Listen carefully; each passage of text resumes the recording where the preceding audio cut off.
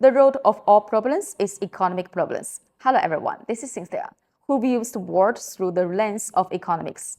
And today we continue to understand our real-world phenomena through economic principles. The most mysterious capital in China, do you know who it is? Some say it's Tencent or Alibaba, while others point to Sequoia or Hillhouse Capital. However, the real big players are those who usually keep a low profile and only surface when their peers are in trouble. When Huawei was bullied by the US, it took out 260 billion yuan to acquire Honor to prevent foreign capital from taking advantage. Last year, when Vanke was reported to be experiencing cash flow issues, it publicly stated that it would step in if necessary to help manage the crisis. Today, we're talking about the guardian of the Greater Bay Area, the Shenzhen State-Owned Asset Supervision and Administration Commission, SASAC. We all know that Shenzhen is the fastest-growing first-tier city. Over the past 40 years, the Shenzhen SASAC has achieved growth of 24,600 times at an annual rate of 28.7%, with an asset securitization rate of up to 60%.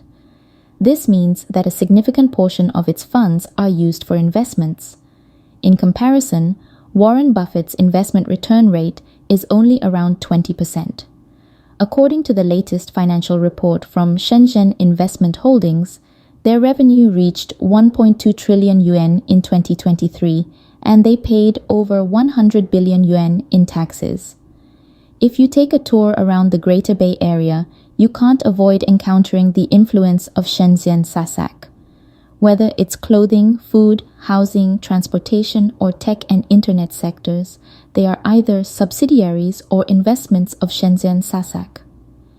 The investment landscape of Shenzhen SASAC, State-Owned Asset Supervision and Administration Commission, has permeated every aspect of China. Through its 19 major subsidiaries, it controls numerous giant companies across various industries nationwide. Take the eldest subsidiary, Shenzhen Metro, for instance. It is the largest shareholder of Vanke. Shenzhen SASAC has around 30 to 40 companies like Vanke under its umbrella. Shenzhen Capital Group is the first venture capital fund manager in China, with 400 billion yuan in capital invested in thousands of companies. It is one of the largest venture capital institutions in China, with the most listed companies. Shen Investment Holding is a shareholder in major companies like Ping An Insurance and Guotai Junan Securities, with total assets amounting to 700 billion yuan. It made it to the Fortune Global 500 in 2020, a feat that even one of China's most profitable companies, Maotai, hasn't achieved. Besides being excellent at investments, Shenzhen SASAC often rescues struggling peers, becoming their strong support while making some profit in the process. For instance, in 2020, amid the intense blockade and crackdown by the US, Huawei suddenly found itself without access to chips, pushing it to the brink of desperation. Forced by circumstances, Huawei had to sell its sub-brand Honor to gain a lifeline, as only by separating could it secure chip supply and survive. At the same time, Huawei indeed needed some funds to weather through this darkest period. Given such a top-tier asset, all sorts of capital were eagerly eyeing Honor, preparing funds in secret.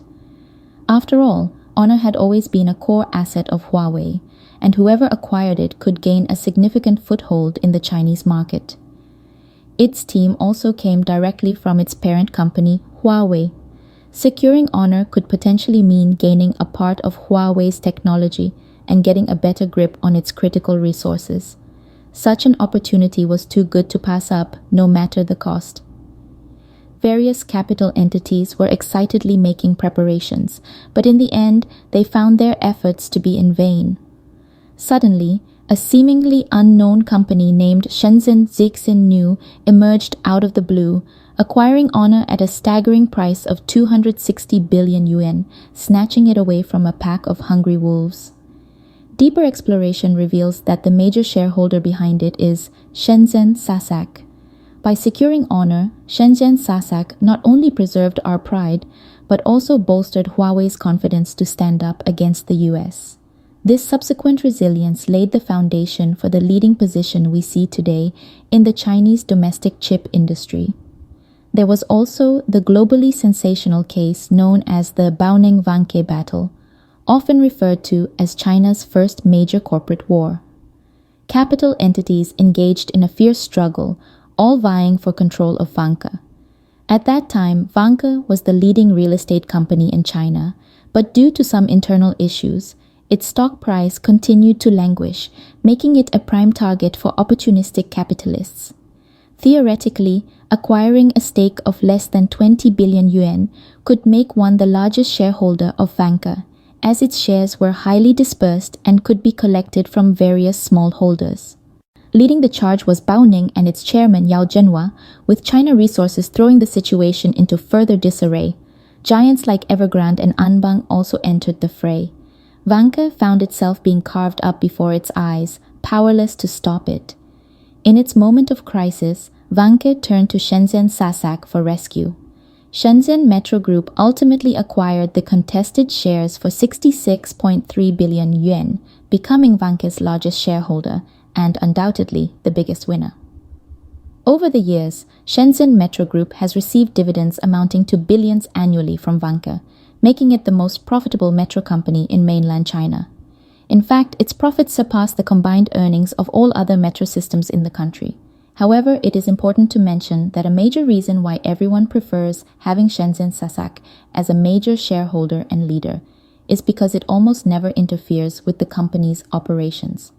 This means that if Shenzhen SASAC decides to invest in a company, it signifies its confidence in everything the company does. Even if it becomes the largest shareholder, it will not change the company's original operating methods. The company can continue doing what it does best. This is unlike many investors in the market who, upon acquisition, initiate a major personnel reshuffle to assert their absolute control. Thus, Shenzhen SASAC can be likened to Berkshire Hathaway under Warren Buffett and Charlie Munger. In terms of government-backed investment, it parallels Singapore's Temasek model. We all know that Singapore is renowned for its excellent welfare system and high happiness index. Despite being a small, resource-limited country, it has achieved remarkable social outcomes, such as universal housing and retirement security. This success is largely attributed to the famous Temasek model, which generates substantial revenue through state-owned capital investments. These revenues feed back into the national budget, maintaining low taxes and strong social welfare. This system preserves the state-owned nature of enterprises, without resulting in the polarizing effects of privatization, such as growing income inequality and social discord. Shenzhen SASAC is essentially China's version of Temasek, which is why ordinary businesses and citizens often see a variety of subsidies and welfare programs in the region. Of course, it isn't infallible. For instance, its involvement with Evergrande led to a severe financial crisis and a loss of over 20 billion yuan. Therefore, nothing is guaranteed to be problem-free forever. Every stage presents new challenges, whether for businesses or individuals. We all must continually explore, learn, and progress within the economic cycle's patterns. Okay, this concludes all the contents of this topic. Thank you for listening. This is Cynthia. If you have any insights about our topic today or economic phenomena you would like to discuss together, please feel free to leave comments or contact us directly. Our team are looking forward to learning from you. See you next time.